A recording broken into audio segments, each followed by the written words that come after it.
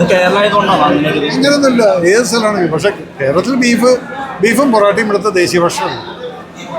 അപ്പോൾ അത് എല്ലാ സ്റ്റേറ്റിലും ആയിക്കൊള്ളുന്നില്ല. അതുകൊണ്ട് നമ്മൾ സ്റ്റേറ്റൊന്നും കാറ്റഗറൈസ് ചെയ്യണം.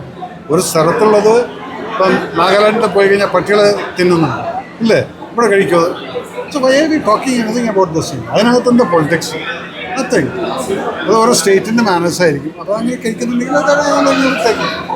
ഈ ഹാല് മൂവിക്കും എന്താണ് സെൻസർ ഇഷ്യൂ ഉണ്ടായത്, പക്ഷെ ഇതിന് യാതൊരു സെൻസർ ഇഷ്യൂ കണ്ടിട്ടില്ല. എനിക്കറിയില്ല എന്താ പോലെ.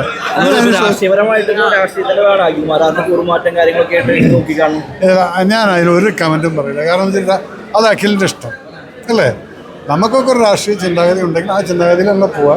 അതെന്തെങ്കിലും ആവട്ടെ, വരട്ടെ. ഇലക്ഷൻ നിൽക്കുന്നുണ്ടായിരിക്കും, ജയിക്കട്ടെ എന്ന് പ്രാർത്ഥിക്കുന്നു.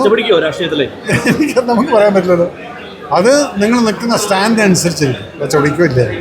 So let him have that proper stand. അതുണ്ടായിരിക്കും എന്നുള്ള വിശ്വാസമുണ്ട്. എൻ്റെ ഫ്രണ്ടാണ് അഖിൽ. ഈ കേരള സ്റ്റോറി സെൻസർ ചെയ്യാൻ വേണ്ടി മാത്രം ആല് സിനിമ ജനനായകനൊക്കെ ഇവിടെ വരുമ്പോൾ വളരെയധികം സെൻസർ ചെയ്യുന്നുണ്ട്. ഇതേപോലത്തെ ഭയങ്കരമായ വർഗീയത പറയുന്ന സിനിമ സെൻസർ ചെയ്യാതെ എവിടെ സെൻസർ ചെയ്തിട്ടുണ്ട്? കേരള സ്റ്റോറിയെ സെൻസർ ചെയ്യാതെ കഴിഞ്ഞ പ്രാവശ്യത്തെ പോലെ കേരള സ്റ്റോറിക്ക് അവാർഡ് കൊടുത്തു.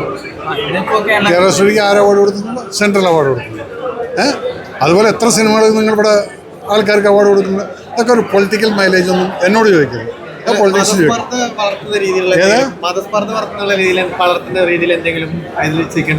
എൻ്റെ പൊന്നു മോനെ, ഞാൻ ആ പടത്തിൻ്റെ ട്രെയിലർ പോലും കണ്ടിട്ടില്ല. നിങ്ങൾ ചോദിക്കുന്നത് കേൾക്കുമ്പോഴാണ് ഞാനത് അറിയുന്നത്. അതുകൊണ്ട് ഞാൻ എന്ത് പറഞ്ഞു കഴിഞ്ഞാൽ അത് അസ്ഥാനത്താണ്. ഞാൻ പടം കണ്ടിട്ട് നിങ്ങൾ എൻ്റെ ചോദിക്കില്ല. ഞാൻ സത്യം കേട്ടോ, ഞാൻ കേട്ടിട്ടില്ല. വരട്ടെ.